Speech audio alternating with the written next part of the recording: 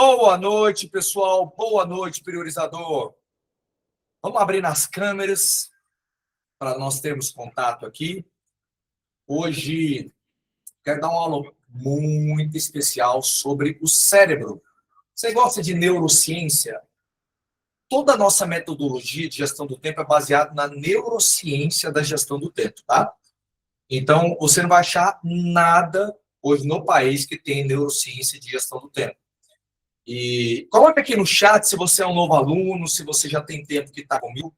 Coloca aqui 3 meses, 1 semana, 1 dia, quanto tempo que você está aqui conosco. Coloca aí no chat. E de qual cidade que você é? Deixa eu te conhecer.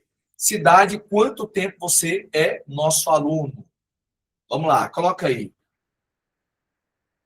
Coloca aí, quanto tempo você é nosso aluno? Vamos lá.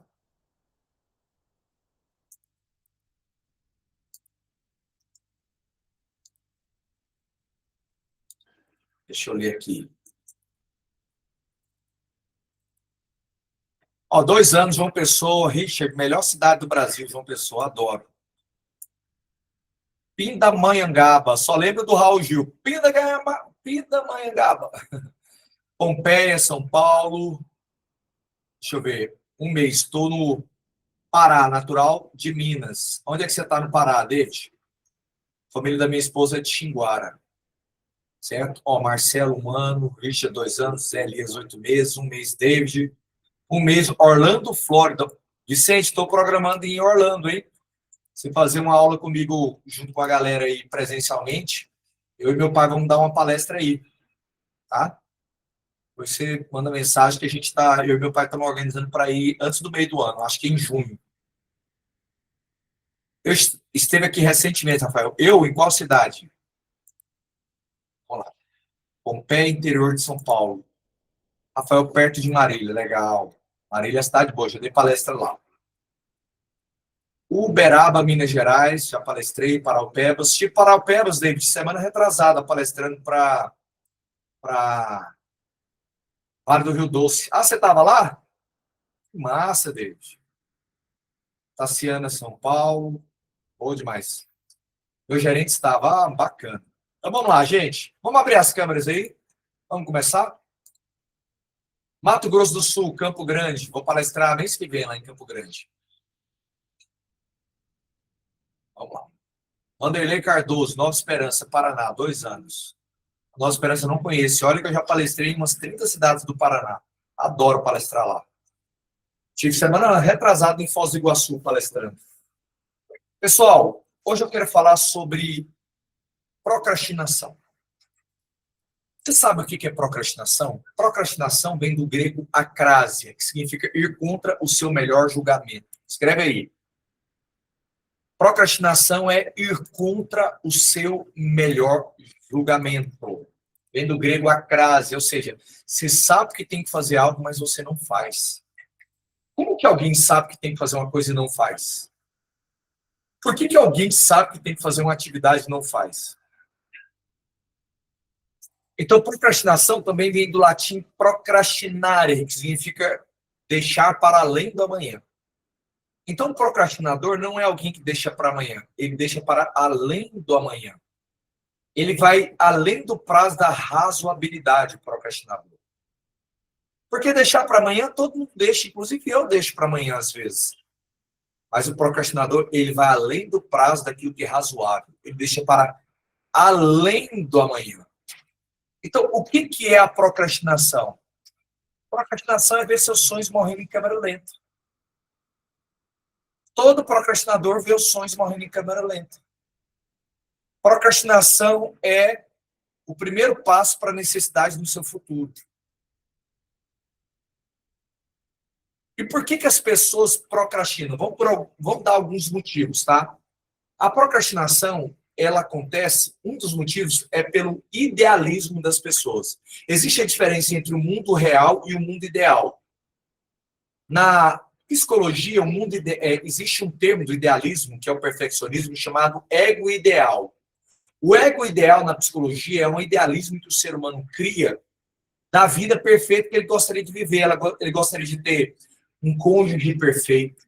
Então ele romantiza um casamento, apesar de eu acreditar que um casamento tem que ter romance, tá? Mas ele cria um idealismo no casamento, ele cria um idealismo de maternidade e paternidade, ele cria um idealismo no servir a Deus, ele cria um idealismo do tempo que ele tem que ter, ele cria um idealismo do dinheiro que ele tem que juntar, ele cria um idealismo. Sabe por que eu sou contra quadro dos sonhos? Vou fazer o quadro A Vida Extraordinária. Por que eu sou tão contra quadro dos sonhos? Porque eu acho o quadro dos sonhos mais te oprime do que gera motivação. Existe uma área do teu cérebro, vamos para a neurociência, para eu fundamentar minhas opiniões. Existe uma área do cérebro chamada córtex ventromedial. O córtex ventromedial, ele avalia a distância entre onde você está e aquilo que você quer chegar. Quanto mais distante é onde você está e aquilo que você quer chegar, maior é a distância psicológica, mais você vai liberar cortisol e adrenalina, neurotransmissores do estresse. Então, muitas pessoas criam um quadro da vida extraordinária, colocando lá a casa num condomínio fechado, porque ele paga 30 milhões, ele coloca lá um jato, ele coloca um helicóptero, ele coloca uma Ferrari, um Porsche, ele coloca Maldivas, e aquilo gera uma agressão tão grande no teu cérebro. Por quê? Porque a pessoa vai movimentando e o movimento dela não aproxima ela desse idealismo. Então, o ego ideal é um perigo, que é um idealismo. Eu vou fazer quando eu tiver o tempo perfeito, quando eu sentir a capacidade perfeita, quando eu conseguir lançar o livro perfeito. Ou seja, existe o mundo real e o mundo ideal. No mundo existem 8 mil mundos ideais, que são 8 bilhões de mundos ideais, que são 8 bilhões de pessoas que existem na Terra. Criando mundos ideais. Só que a produtividade ela não acontece no mundo ideal, ela acontece no mundo real. O mundo ideal é uma forma de você procrastinar.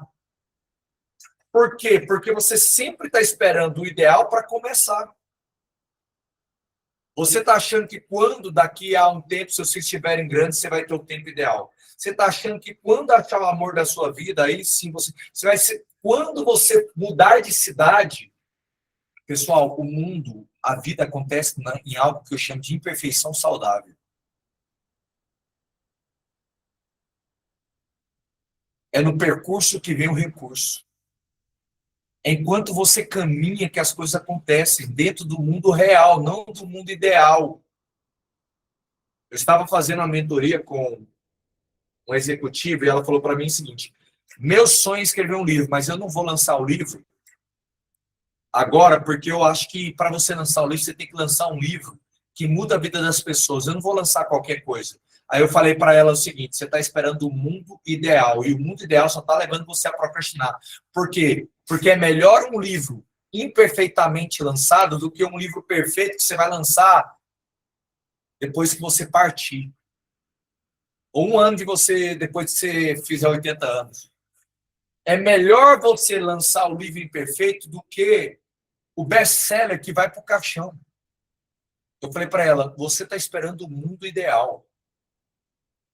Se você for esperar no mundo ideal ter um bom casamento, você nunca vai semear na vida do seu cônjuge. Porque seu cônjuge, você não pode se tornar doutor nos defeitos do seu cônjuge. Se torne doutor nas qualidades dele. Se você esperar o mundo ideal, você vai ter um casamento ruim, isso vai gerar improdutividade, vai gerar procrastinação. Você vai tentar gerar uma transformação do seu cônjuge, uma mudança dele o tempo inteiro, que você vai gerar, em vez de melhoria, você vai microgerenciar a vida dele. Ele está esperando um cônjuge ideal. Se você esperar uma empresa ideal, você nunca vai ser motivado. Por quê? Porque seu chefe não é o ideal que você imaginou. Não existe mundo ideal, existe mundo real. E a pessoa que aprende a ser madura no mundo real é a pessoa que prospera, é a pessoa que vence a procrastinação. Sabe por que você ainda não lançou sua mentoria? Porque você está esperando sentir confiança, você está esperando sentir segurança completa. Não tem. Sabe quando é que eu fui lançar a minha mentoria? Se você lançar sua mentoria só quando você estiver preparado, significa que você lançou tarde demais. Qualquer objetivo na tua vida. Grande Fernando, bom te ver, irmão. Qualquer objetivo na tua vida que você lançar só quando você se sentir preparado, significa que você lançou atrasado. Porque não existe produtividade no mundo ideal, existe produtividade no mundo real. São 8 bilhões de seres humanos criando uma mentalidade de mundo ideal. Não, quando eu tiver um ideal, quando eu tiver o dinheiro ideal, quando eu tiver as condições ideais, aí eu vou fazer atividade física, aí eu vou cuidar do meu corpo, aí eu vou lançar meu livro, aí eu vou lançar minha mentoria, aí eu vou empreender. Não existe isso, porque o recurso vem no percurso. Então, qual é um dos maiores motivos da procrastinação? Mundo ideal. A gente cria um idealismo. Então, pare de esperar um mundo ideal. Vá no imperfeito e saudável. A sua procrastinação está sendo o sorriso do seu concorrente. A sua procrastinação é a alegria do seu concorrente. Ó, Valéria, já estou lançando minha mentoria. Parabéns, Valéria. Dia 20/4, temos o primeiro webinar. Aê! Estou indo na raça. É assim mesmo. Valéria, vocês querem vencer a procrastinação? Método VSL. Sabe o que é VSL? Vá se lascar. Se você não entrar no método VSL vá se lascar, você vai esperar o mundo ideal. E o mundo ideal, você vai chegar lá no céu. Lá no céu você vai encontrar o mundo ideal, com Jesus Cristo reinando. Agora, nessa terra, o mundo é imperfeito, as pessoas são imperfeitas, as pessoas têm defeitos, as pessoas ferem umas às outras.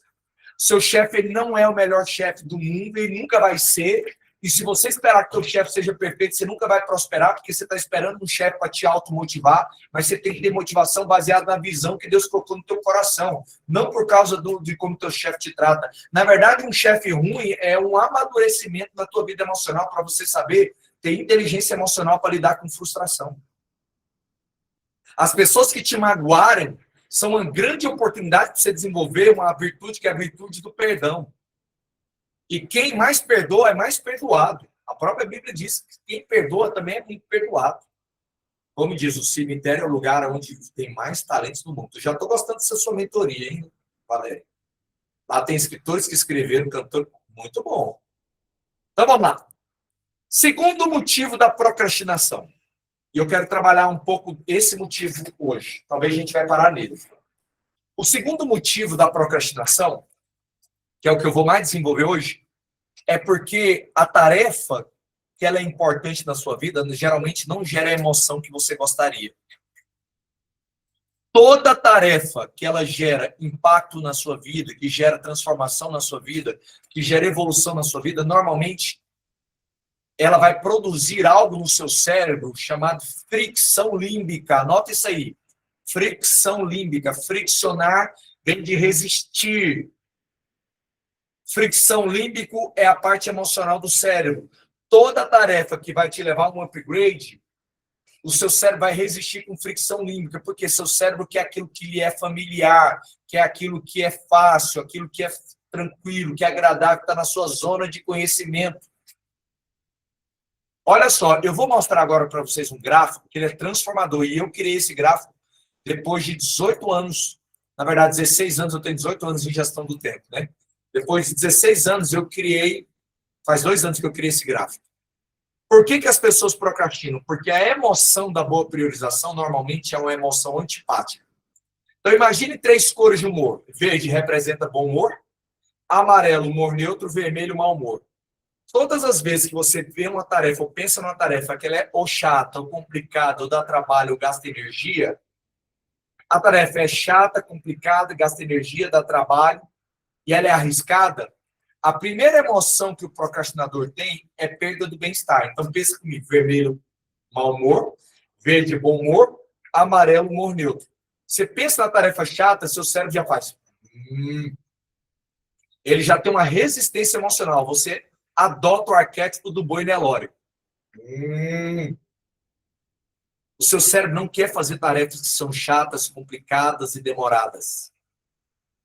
O seu cérebro quer ficar naquilo que é familiar, fácil e com recompensa rápida. Então, a tarefa importante, geralmente, ela gera um downgrade emocional. Sabe o que é que seu cérebro faz? ele traz uma tarefa mais fácil para você fugir da tarefa mal-humorada. É como se fosse assim: eu preciso lançar minha mentoria. É difícil, é complicado, dá trabalho, gasta energia, você não sabe se vai dar certo. Seu cérebro fala: vai preencher planilha. Vai emitir nota fiscal. Vai ver no WhatsApp se tem algum cliente pedindo algo. Então, o que é procrastinação? Não é não fazer nada, é fazer qualquer coisa. Então, o procrastinador é alguém que substitui a tarefa que ele deveria fazer por uma tarefa mais fácil que ele deveria fazer depois. Só que ele antecipa a tarefa mais fácil para agora e ele adia a tarefa mais difícil para depois. A tarefa mal-humorada, que é a mais importante, vai gerar saldo na vida dele, vai criar propósito e vai criar uma nova realidade na vida dele, ele posterga para amanhã. E aí ele se sente bem. O problema da procrastinação é que ela te recompensa no curto prazo. É que ela faz você se sentir bem agora. Só que esse é um falso positivo. O dia vai passando, você vai perdendo a emoção, volta para o neutro, e no final do dia você tem a culpa. A culpa no final do dia é chamado de dissonância cognitiva ou efeito Emmett. O que é dissonância cognitiva? Dissonância cognitiva é um sentimento de que você não executa sua natureza autêntica. Você não executa aquilo que é congruente com a sua visão de futuro, com a sua visão de vida. E aí você tem um efeito Emmett, que é o seu cérebro gasta mais tempo e energia pensando no que você não fez do que o tempo e energia que você teria gasto fazendo a própria tarefa. Então você fica mais tempo pensando no que você não fez do que o tempo que você faria a própria tarefa. Pessoas improdutivas estão sempre esperando um estado emocional ideal para priorizar as coisas. Pessoas improdutivas, elas são reféns de estados emocionais internos imediatos. Ela é viciada em se sentir bem. Então, de onde vem produtividade? No vício em querer ser feliz 24 horas por dia. Porque a pessoa confundiu felicidade com se sentir bem. Agora, deixa eu te dizer algo. Sabia que a felicidade pode estar por trás de uma tarefa que é antipática? Sabia que a felicidade na sua vida pode estar por trás de uma tarefa que ela é mal-humorada? Então, pensa comigo. Todas as vezes que um produtivo pensa numa tarefa que é chata, complicada, dá trabalho e gasta energia, a primeira emoção dele é igual a do improdutivo, é negativa. Nós achamos que pessoas produtivas, elas sentem cosquinha emocional o tempo inteiro. Não. Ela também tem resistência à fricção límbica na hora de fazer a tarefa. O cérebro dela também traz a fuga psicológica, uma tarefa mais fácil, mas em vez de aceitar a tarefa mais fácil, o produtivo, ele entra na tarefa difícil. Ele fala: é para fazer, eu vou fazer. E ele entra na tarefa difícil. Perceba que o improdutivo de cima está feliz fazendo coisas mais fáceis e o produtivo está lidando com a austeridade da vida. É para eu fazer? Vamos embora. Nem que seja na força do ódio, eu vou fazer essa tarefa. Vamos embora. Eu fiz gravação de YouTube essa semana com as minhas filhas. Sexta eu fiz uma gravação e domingo eu fiz outra. Elas não estavam com vontade de fazer e eu também não estava. Minha esposa estava viajando para Curitiba, cuidando do pai dela, que estava no hospital lá em Curitiba. Eu não estava com vontade de fazer, minha esposa não estava, e minhas filhas não estavam com vontade de fazer. Só que eu conversei com elas e elas entraram na tarefa. Falei: vamos fazer, minhas filhas? Porque conforme você vai fazendo que é difícil, a tarefa mal-humorada, conforme você vai fazendo, você vai ter uma recuperação emocional. Volta para o neutro e no final do dia você tem o bem-estar. Então, o que é a procrastinação, gente? A má gestão das suas emoções. É isso.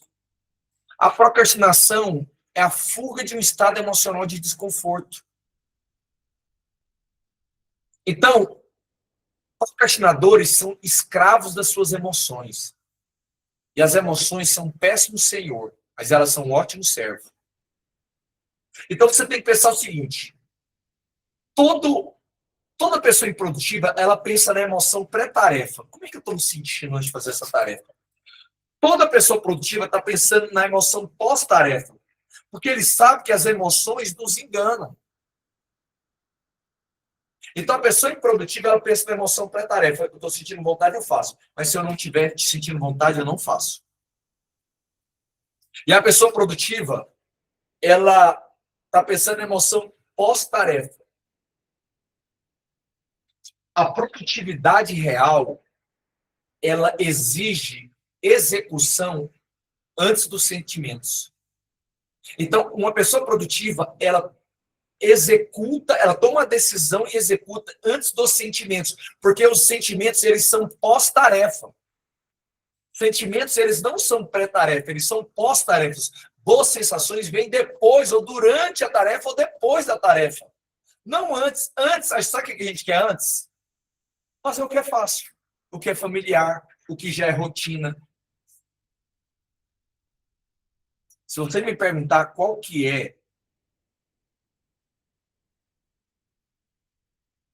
a raiz da improdutividade, eu diria para você, é o vício em querer ser feliz. Por quê? Toda pessoa viciada em felicidade, ela não consegue lidar com a perda da homeostase emocional. A homeostase emocional é o equilíbrio emocional. Quando você pensa numa tarefa que é complexa, difícil, complicada, gasta energia, tem risco, você vai ter um downgrade emocional, você vai ter uma perda da homeostase, você vai ter uma perda do equilíbrio. O seu cérebro vai querer retornar ao equilíbrio, trazendo tarefas mais fáceis. Peter Drucker, que foi o papa da administração, dizia: não confunda movimento com progresso. Então, a base da produtividade é a autonegação. Todo mundo precisa de uma autonegação de desejos todo dia. Então, a gestão do tempo não é sobre realizar seus desejos, mas saber abdicar dos seus desejos para realizar outros desejos. Eu tenho que saber abrir mão de alguns desejos agora para realizar outros desejos depois. Olha que interessante isso. Eu vou mostrar na Bíblia para vocês o que a Bíblia fala sobre o vício no prazer. Porque a procrastinação está relacionada a vício em se sentir bem. Então, olha que poderoso isso aqui, é bíblico isso. Lá em, eu vou colocar aqui no grupo, olha, Provérbios 21, 17. Olha que poderoso isso aqui que é bíblico. Vou colocar aqui. Olha lá, coloquei nas conversas aqui, nas mensagens. Oi, Lô, tudo bem? Bom te ver, hein? Me sinto assim como reels de conteúdo, Rafael. Fica imaginando que vou dedicar tanto tempo e não vai ter curtidas e comentários disso. Procrastine essa parte de vídeos. Exatamente, isso é com todo mundo. A Valéria, intolerância ao sofrimento, isso de querer só fazer o que gosta ou dá prazer. Exatamente. Exatamente. Quem procrastina pode significar não ter perseverança? Claro. Claro que sim, tem a ver. Então, olha só, quem ama os prazeres empobrecerá.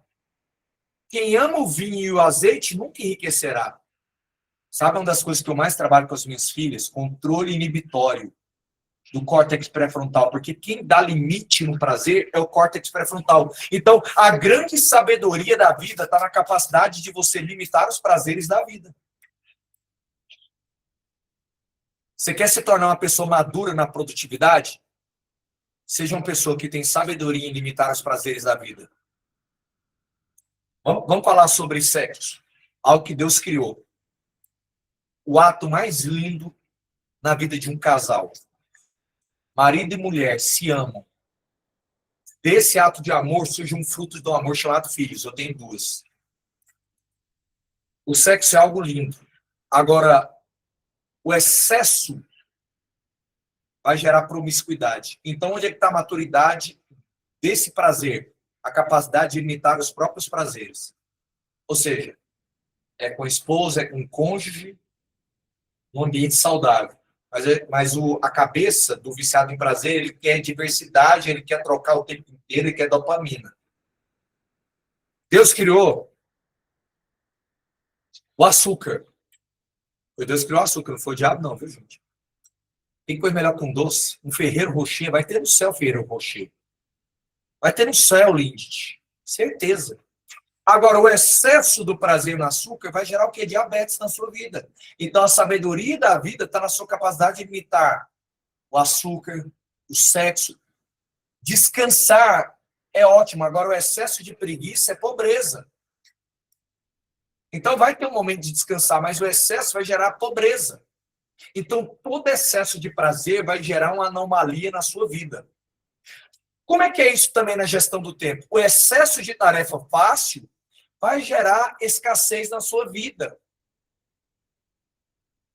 Então, tem a tarefa que é mais fácil do dia, claro, mas você também tem que fazer a tarefa que vai gerar saldo no teu futuro, que é para o teu amanhã. Agora eu vou te mostrar outro versículo da Bíblia. Olha só. Eu já coloquei aqui. Primeiro, quem ama os prazeres empobrecerá. Então, jamais ame o prazer. Goste de prazer, mas não ame ele. Não torne ele um Deus na sua vida. Certo? Dormir até... Férias é ótimo. Mas férias demais vai gerar mente vazia.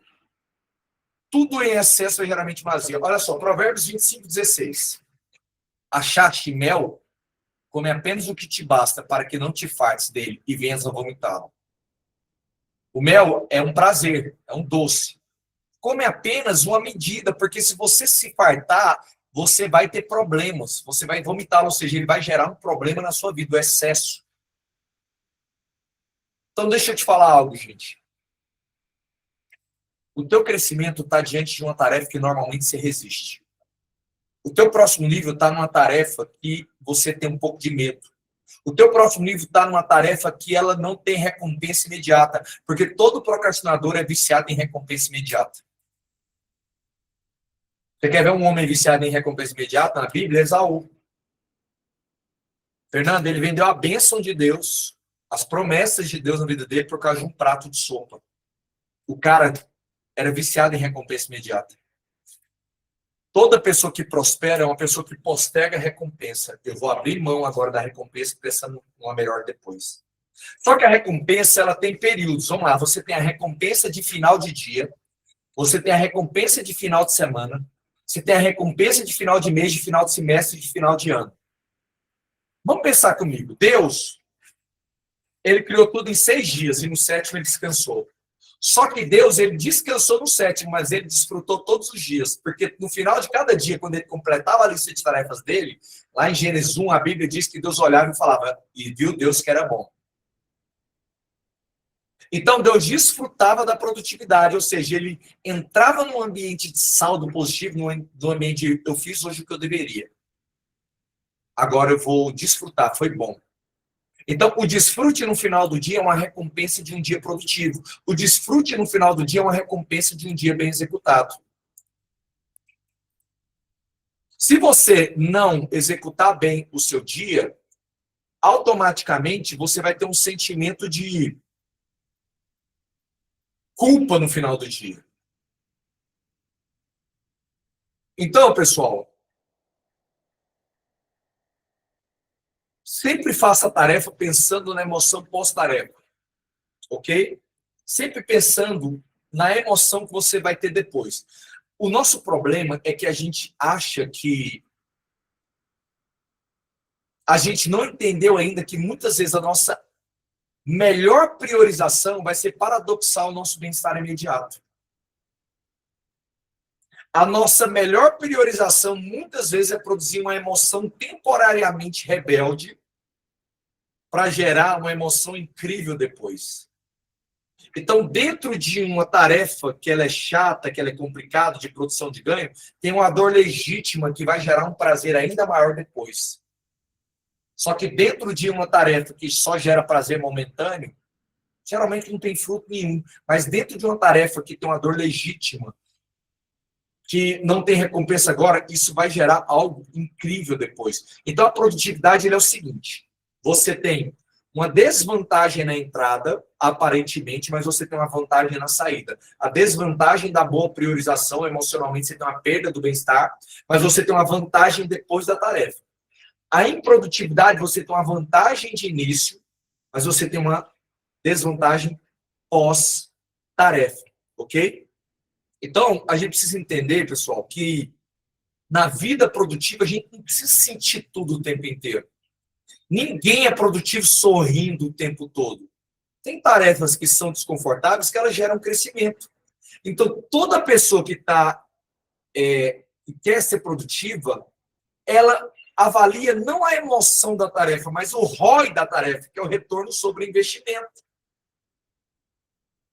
O que essa tarefa vai produzir na minha vida? E o retorno sobre investimento, ele gera uma emoção potencializada, porque você sabe que fez o que deveria ter feito. Então, crescer é a capacidade de você criar uma autolimitação temporária dos prazeres. Então, produtividade é uma autolimitação temporária do prazer, pensando num prazer ainda maior no final do dia, pensando num prazer ainda maior no final de semana, porque você sente que fez o que deveria ter feito no final de semana. E aí você chega no final do mês e fala, nossa, valeu demais nesse final de mês o que eu fiz. Você chega no final do ano com um sentimento incrível de que o ano ele foi contado. Agora, todas as vezes que você procrastina, você pode ter o prazer que quiser, mas passa 10 anos e você fala, um ano foi repetido 10 vezes seguidas. Entendeu? Então, assim, se você me perguntar, Fernando colocou aqui, eu acho que o segredo é descobrir o tempo para tudo. Muito bom, Fernando. Inclusive para as tarefas chatas. Todo dia tem uma medida de equilíbrio. Tarefa complicada e tarefa mais fácil. Calil, quem viveu na correria sem foco, na ansiedade, no excesso, não consegue desfrutar de verdade. É verdade. Se você me perguntar onde é que está o teu próximo nível, está escondido nesses dois ambientes aqui, ó. É aqui que você vai produzir o crescimento da tua família. A tua casa própria aqui está escondido nesse ambiente aqui, ó. Dobrar o teu salário está escondido nesse ambiente aqui. Você comprar o seu carro ou melhorar o teu carro está escondido nesse ambiente. Então, nesse ambiente aqui, você tem o desfrute. Primeiro, esse desfrute ele é psicológico. Ele é um desfrute psicológico de falar, eu estou fazendo o que eu tenho que ser feito. Olha, gente, eu posso falar para vocês. Muitos anos da minha vida, eu não consegui ter frutos financeiros da minha produtividade. Só que eu tinha um fruto psicológico, que era uma recompensa emocional de saber que eu falava o seguinte, Deus, eu não estou colhendo ainda financeiramente e materialmente aquilo que eu estou plantando de tarefas, mas eu tenho um sentimento de que eu estou em paz comigo mesmo, porque dentro daquilo que é minimamente coerente, perfeito ninguém é, só Jesus. Dentro daquilo que é minimamente coerente da produtividade, eu estou plantando produções de ganho. Então, eu preciso da tua bênção. A Bíblia diz que Deus dá semente para a gente semear. E essa semente, muitas vezes, é uma tarefa de produção de ganho. Só que essa tarefa de produção de ganho, às vezes, ela está aqui, nessa categoria vermelha. Só que você olha o fruto dela sonhando no futuro.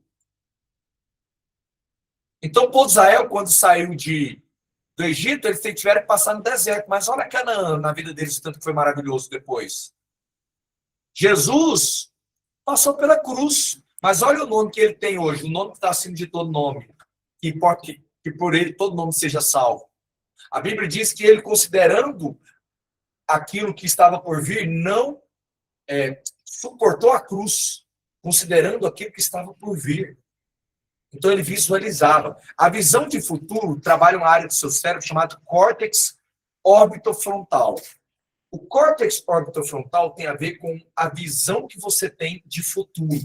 Quando você tem uma visão de futuro, você consegue executar tarefas que têm propósito, mas que às vezes têm menos prazer, mas ela tem propósito. E acredite, você começa a gostar da tarefa que ela é amarga. Na biologia existe um termo chamado gosto adquirido.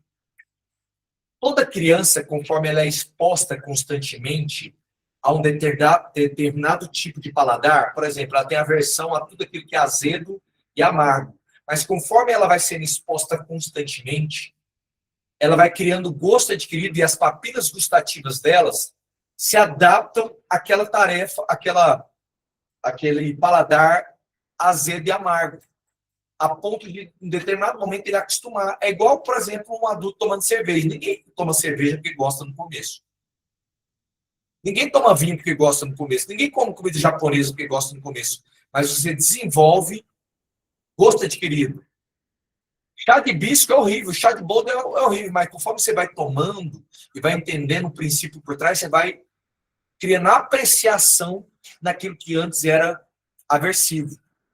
Da mesma forma como tem gosto adquirido na biologia, tem gosto adquirido por algo psicológico. Você ganha gosto adquirido para tarefas amargas. Você aprende a gostar daquilo que é chato.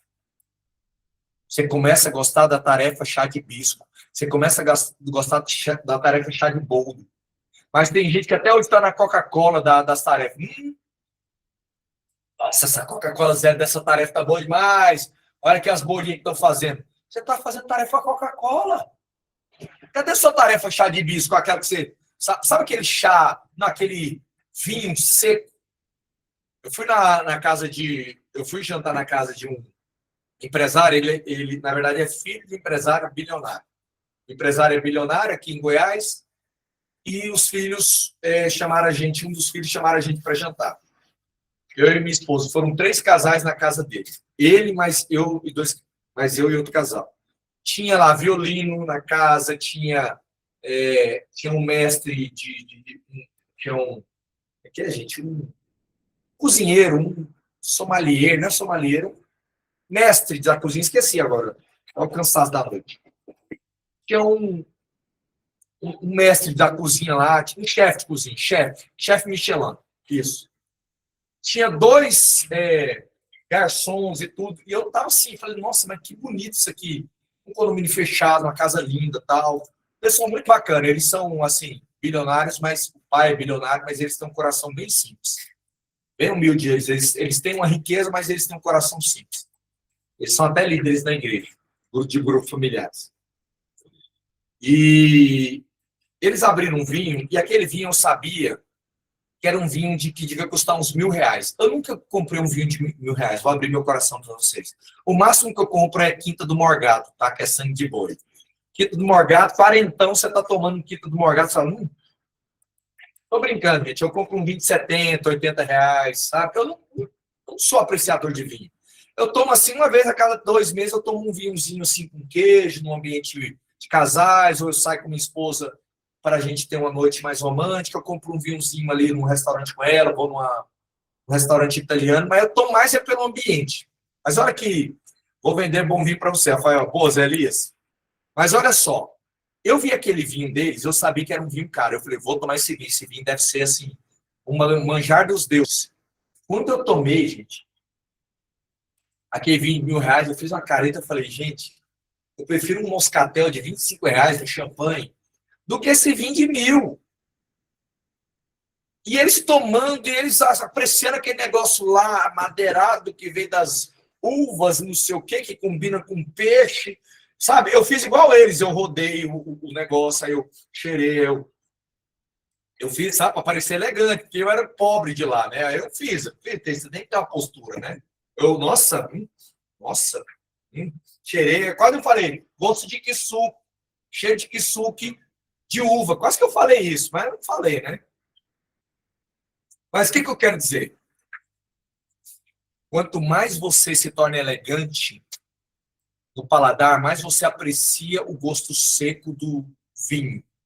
Quanto mais você se torna produtivo, mais você aprende a gostar do gosto seco da tarefa que dá resultado. Você entendeu a metáfora? Eu não consigo, gente, ficar meu dia à toa. Eu não consigo ficar o dia só fazendo prevenção de dor. Se eu ficar só naquilo que me é familiar, eu fico no final do dia com um sentimento de que não valeu a pena meu dia. Eu aprendi a gostar da tarefa amarga. Uma medida, igual o Fernando falou, uma medida do dia, não é o dia inteiro. A medida do dia. Se você me perguntar um bom equilíbrio entre tarefa amarga e tarefa mais fácil, eu diria para você, a partir de 90-10, 90% de tarefas básicas do dia, 10% de tarefas amargas, já está bom. Se você fizer 90-10, já está ótimo. O ideal, 30-70, 70% de tarefa de prevenção de dor, que são tarefas mais operacionais e de rotina, 30% de produção de ganho. Você já está no equilíbrio ótimo de produtividade. Se você chegar a 80-20, também está bom. Mas minimamente, pelo menos 90-10. Pelo menos 90-10. Você já viu quando você vai para a igreja, na hora não dá vontade, mas depois você se sente incrível. Quando você faz uma atividade física, na hora não dá vontade, mas depois você se sente incrível. Quando você faz um Reels, uma gravação do YouTube, na hora não deu vontade, mas depois se sente incrível. Ou seja, a recompensa ela sempre é tardia. A produtividade sempre traz uma recompensa tardia. Ou de final de dia, ou de final de semana, ou de final de mês, ou depois de acumulado vários anos. Então, eu quero te motivar a entender que o improdutivo ele não consegue lidar com o mau humor da tarefa. Ele pensa na tarefa memorada e vai para fácil. Ele está sempre aqui, ele pensa, mas ele vai para outra. Só que ele vive aqui nesse ambiente aqui. Olha o tamanho do sentimento psicológico dele, depois dele não ter feito o que ele deveria ter feito. Olha, se ele tivesse feito, ele tinha lidado com isso aqui, mas olha como é que ele lida no final do dia. E olha o produtivo, ele pensou, ele lidou com o negativo, por isso que a gente tem que trabalhar na tarefa de bordo, que foi a aula passada. Esse negativo também, como o Fernando falou, ele também tem uma medida, ele não pode ser também demais, não. Se você colocar muito estresse no seu dia, muita coisa complicada e complexa no seu dia, você vai gerar uma sobrecarga no seu sistema nervoso, e você vai ativar demais o seu sistema simpático. A gente pensa que simpático não é de bom, mas de simpático ele não tem nada. O sistema simpático é o sistema que libera estresse no seu organismo. O excesso de vermelho é um problema. Então, por isso você tem que trabalhar na borda, tornar o vermelho menor. Às vezes até menor do que isso aqui, você torna o vermelho na borda. Tá? E aí você cria a micro-vitória do dia. E aí no final do dia você se sente pleno, como eu vou me sentir hoje, vocês também. Você sabe que eu queria estar dando aula assim? Sabe o que eu queria estar fazendo? Eu queria estar tranquilo. Só que eu sei que depois da aula eu vou me sentir com um propósito muito grande. Vou me sentir feliz pra caramba. E até durante a aula eu já estou feliz, porque eu terminei uma mentoria, já vim da mentoria direto para a aula. Então é muito bom. Amanhã eu estou viajando 4h30 da manhã para Porto Alegre. Vou acordar 4h30, não vou despachar a mala, vou acordar 2h30 da manhã. Não, vou acordar 2 horas da manhã para pegar o Uber 2h30 para chegar 3 horas no aeroporto. Saio 4h40, saio, pouso em Porto Alegre 9h10, dou palestra 2 horas da tarde, pego o voo 5 horas da tarde, chego em Goiânia meia-noite. Tá? Só que isso tudo, se você falar, Rafael, como é que você conseguiu ter a agenda cheia de clientes?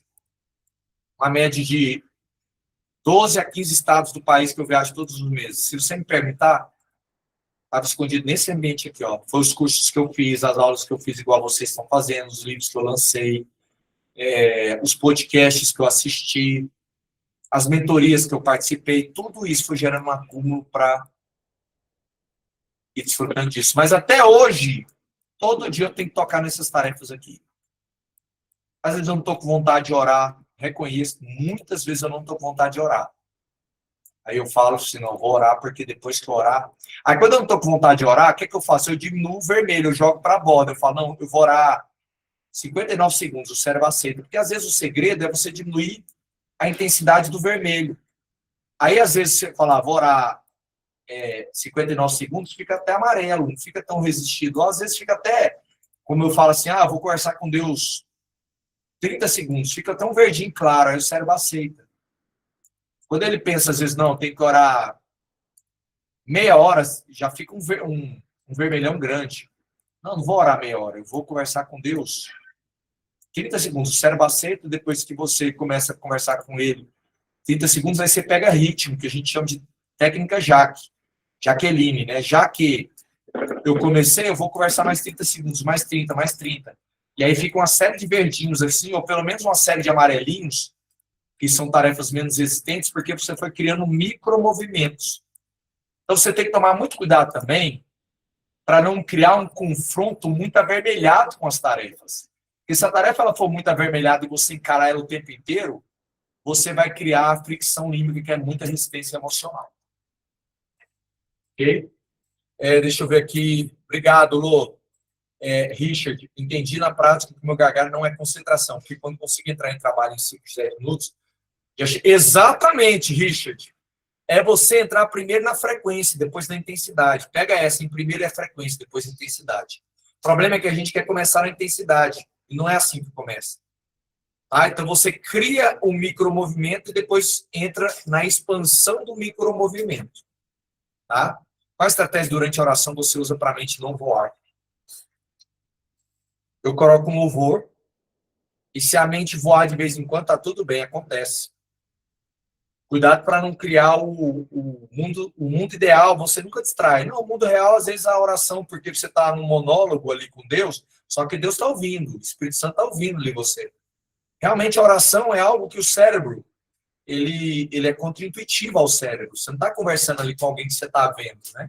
É algo de fé, e a fé agrada a Deus. Mas quando eu distraio, aí eu volto. O jeito que eu mais faço é colocar uma música de adoração e não colocar assim, tem que orar meia hora.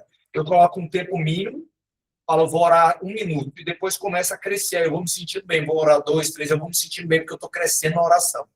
Quando eu estou preguiça, por exemplo, de ler a Bíblia, eu reduzo, eu falo, pega a Bíblia e abra. O cérebro aceita, mas ele não aceita ler 2 capítulos. Ele aceita pegar a Bíblia e abrir.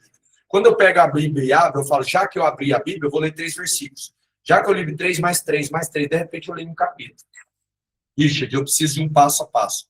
Se tornar inevitável o primeiro ciclo todo dia. Você sabe se isso existe? Como assim? Tornar inevitável? Tem várias maneiras. Você pode criar estratégia de gatilhos visuais, que a gente chama de gestão do ambiente. Tem um nome para isso, eu esqueci agora. Mas gestão do ambiente, ou seja, vamos dizer que você quer ler a Bíblia todo dia quando acorda. Coloque a Bíblia do lado da pia. Coloque a escova de dente em cima da Bíblia, ou dentro da Bíblia, uma capinha, claro, né, para não sujar. Você quer malhar? Coloque a roupa de malhar do lado da cama. Coloque um post-it escrito e coloque ainda quanto mais gatilhos externos você tiver para um determinado comportamento e minimizando ele, melhor. Então, por exemplo, você quer malhar? Coloque a roupa de malhar perto da sua cama. Compre uma boa roupa de malhar, porque o seu cérebro trabalha com prazer estético. Tem gente que coloca lá a bermuda do Chaves, a meia do Kiko e a camiseta de propaganda do último prefeito da cidade. Aí a própria roupa é feia, a pessoa vai malhar, você fala, o Chaves ali, só falta o baú para ele entrar. Aí seu cérebro não tem prazer estético. Então, assim, melhor, você quer malhar? Compre uma roupa mais bonita de malhação.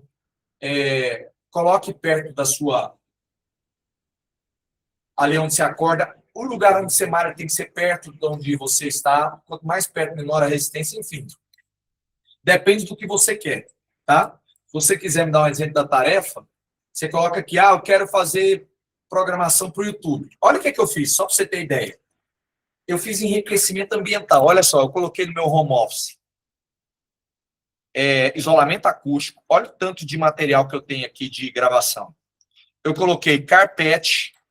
Eu coloquei os meus melhores materiais câmera, eu tenho aqui para... Então, às vezes, eu estou dando aula para vocês numa tela grande do iMac, que é um computador da Mac de mesa. Então, às vezes, você também comprando,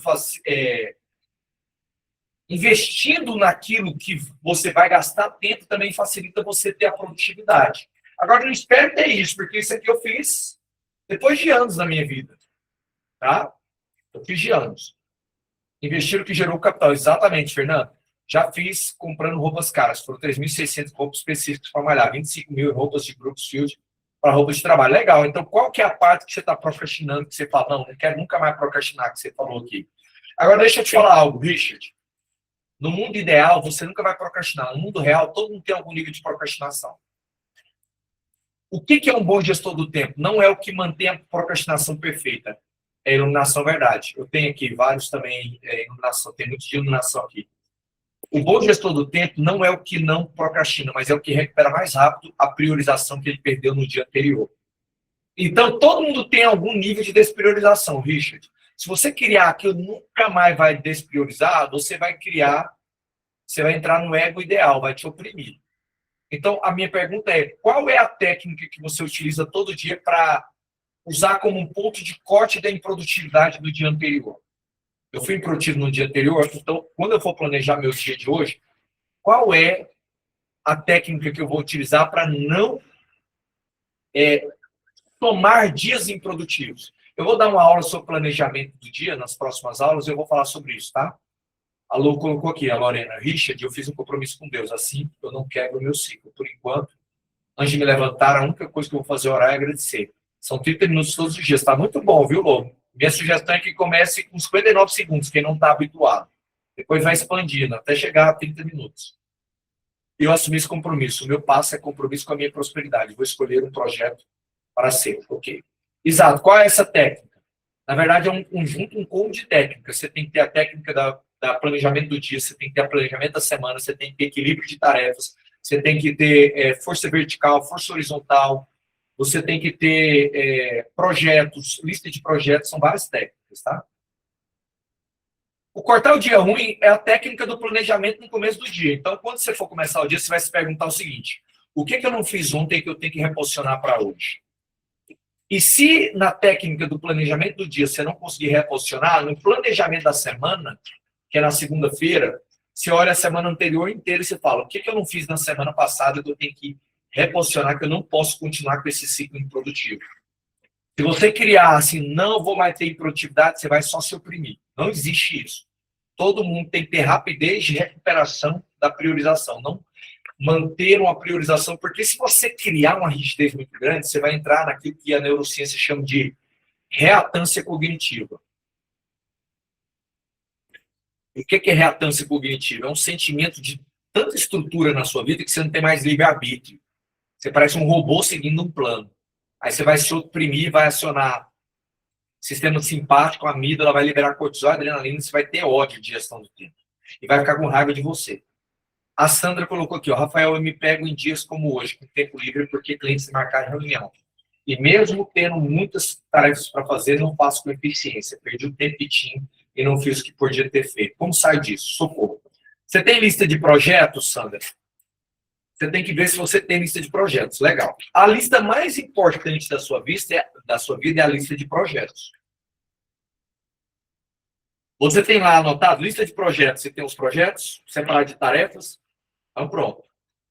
A sua lista que você tem que amar ela e ter um relacionamento íntimo com ela, de amor, é a sua lista de projetos. Porque lista de projetos são listas de resultados que você quer alcançar.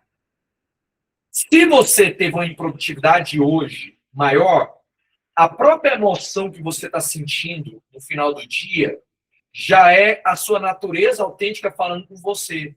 Sandra, o dia hoje não foi legal. Tá tudo bem desde que você tenha criado saldo em outros dias. Porque o sentimento de culpa vem por causa de muitos ciclos de dias repetitivos perdidos. Eu vou falar para você, Sandra, tem dia que eu sou improdutivo em uma medida maior do que o normal.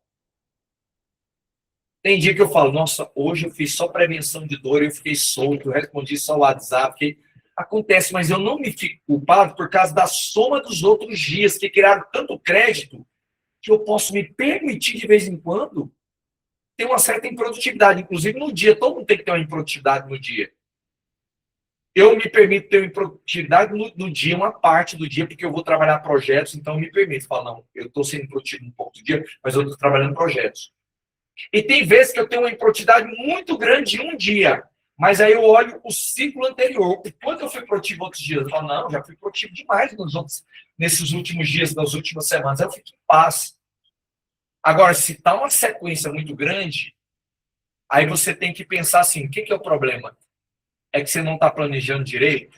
É que você está criando um planejamento muito macro, muito grande de elefantes no dia? É que você está trabalhando coisas muito arriscadas no seu dia? É que você está fazendo a tarefa mais fácil primeiro, as mais complicadas depois? Você às vezes está colocando a tarefa certa no horário errado. Então, eu tenho que ver de uma maneira mais clara. Mas a Deise colocou aqui, ó, comprei um quadro para colocar na parede com os dias da semana para tarefas da semana. Projetos estão no caderno. Muito bom. Muito bom. Giane, eu li um livro e já usei o princípio 1, 2, 3. E já, ou seja, é dar um comando mesmo sem vontade. 1, 2, 3. E já começa a tarefa. No início, eu comece a fazer poucos minutos. E aos poucos, a própria rotina começar todos os dias. Vai aumentando o tempo gradativamente. Eu criaria, Sandra, um projeto chamado seguinte, olha, se você tem uma lista de projetos e ela não está sendo executada, eu criaria um projeto chamado Projeto, 2 pontos, melhorar a execução da minha lista de projetos. Porque aí você vai ter que ter neurogênese, que são novos raciocínios. Por que eu não estou fazendo? Eu preciso colocar alarme no celular? Eu estou com medo de ser... porque esses projetos estão me dando medo de não ser validada, são projetos muito arriscados e pode ser que eu me sinta rejeitada. Então, pode ser que esses projetos vão ter que dar início a uma outra linha, que é uma linha mais espiritual, de você fortalecer sua identidade, você se sentir amada por Deus, você vencer a condenação.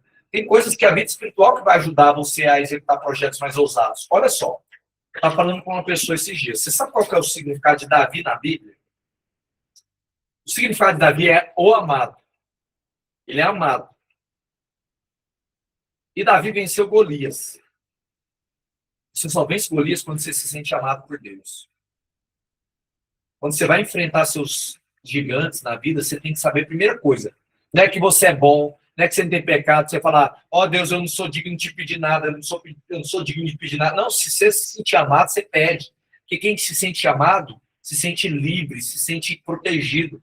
Então, quando você se sente amado por Deus, você fala, eu vou lutar, porque eu vou fazer essa tarefa difícil, eu vou fazer minha mentoria, porque eu sou amado. Pode ser que algumas coisas não dão certo no começo, mas até o que não dá certo, Deus vai usar para me fazer dar certo naquilo que eu plano dele na minha vida. Você sabe qual que é o significado da palavra Noé? Noé é descanso. A primeira vez que a palavra graça é favor imerecido. É você receber o que não merece. A primeira vez que a palavra graça aparece na Bíblia é com Noé.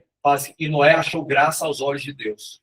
Ou seja, Noé significa descanso. Na Bíblia, o significado dos nomes tem um propósito. Então, o descanso encontrou graça diante de Deus. Ou seja, quando você descansa em Deus, o que é descansar em Deus? É você não viver ansioso e falar, não aceito viver ansioso, eu sou amado, Deus me ama, eu vou fazer isso, eu vou ser usado, mas vou fazer um descanso sabendo que Deus está cuidando da minha vida. Você vai achar mais favor diante de Deus. A gente não acha favor sendo desesperado, a gente acha favor encontrando descanso em Deus. Tanto que a única vez que a Bíblia diz para a gente se esforçar, ou uma das únicas, é lá no Novo Testamento, diz assim, lá em Hebreus, se eu não me engano, esforçai-vos por entrar no descanso. Quem que é o descanso? É uma pessoa chamada Jesus Cristo. Ele é o descanso da nossa alma, da nossa vida. Então, às vezes, para a gente trabalhar projeto, a gente tem que trabalhar uma parte espiritual na nossa vida.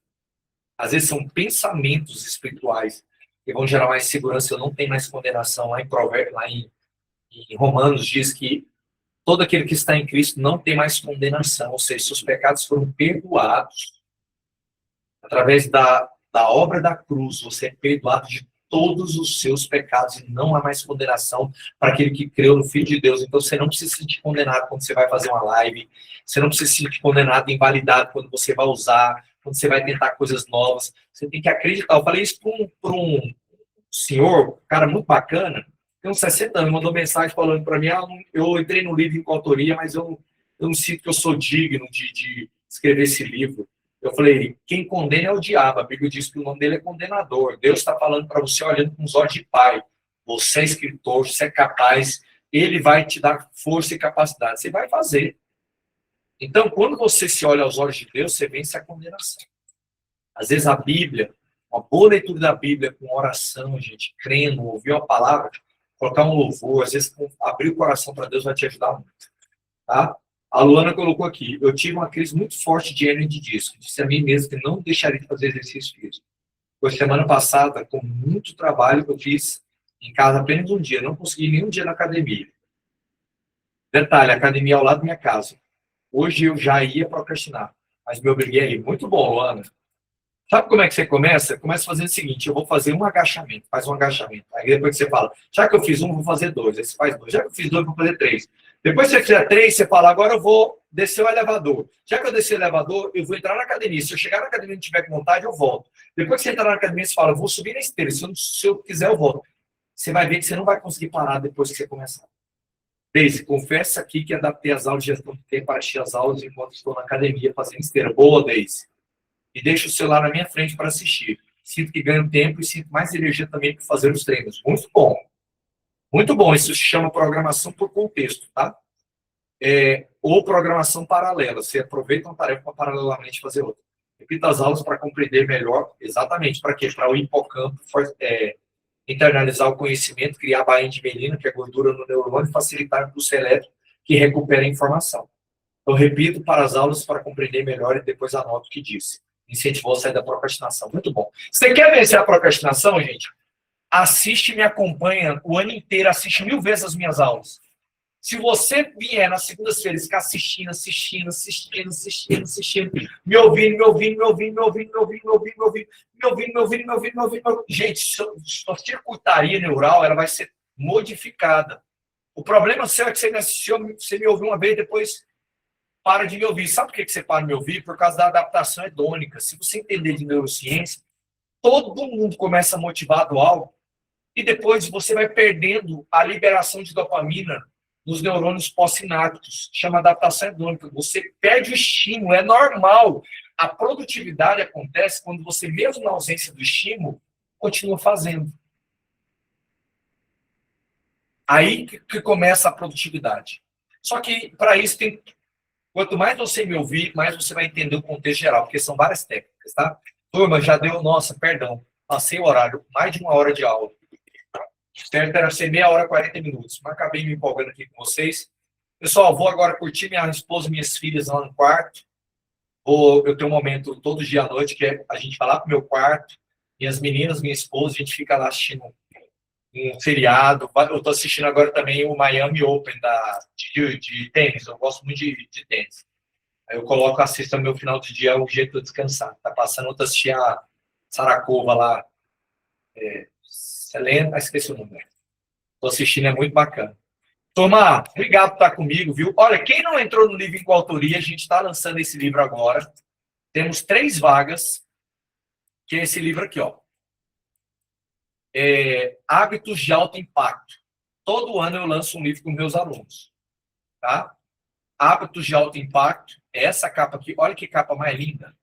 Só a Lorena aqui já escreveu, já entrou nos 3 livros aqui comigo. Aqui, ó, tem alunos que vão entrando um livro após outro. Olha aqui, ó. Hábitos de alto impacto. A gente vai lançar, tem que entregar até dia 15 de maio.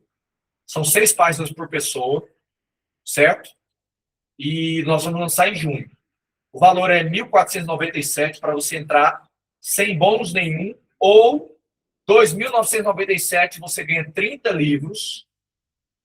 Você tem a corretora do livro e tem a orientadora, tá? Então, por R$ 2.997 você tem 30 livros, inclusive com frete incluso. Você tem a orientadora e a corretora. Ou R$ 1.497, você não tem a corretora, aí você pode contratar ela por fora e você não ganha livros. Aí você compra quantos livros você quiser. Compra 1, 2, 3, 4 e paga os correios. Tá bom? Aí você vende por 80. Comprou por R$ 28, vende por 80. Tá bom, gente? Quem quiser, só falar aqui com a gente que tem ainda, são 3 ou 2 vagas, acho que é 2, porque uma pessoa entrou hoje. Tá bom? Ó, a Valéria já entrou no livro. Até quando a gente pode mandar o capítulo? Até dia 15 de maio. Pessoal, obrigado, um abração, fiquem com Deus, que Jesus abençoe seu sono, seu descanso e sua semana. Adorei estar com vocês, pessoal. Vocês estão comigo? Vamos andar junto, hein? Tem muito tempo ainda para andar. Tamo junto, gente. Abraço.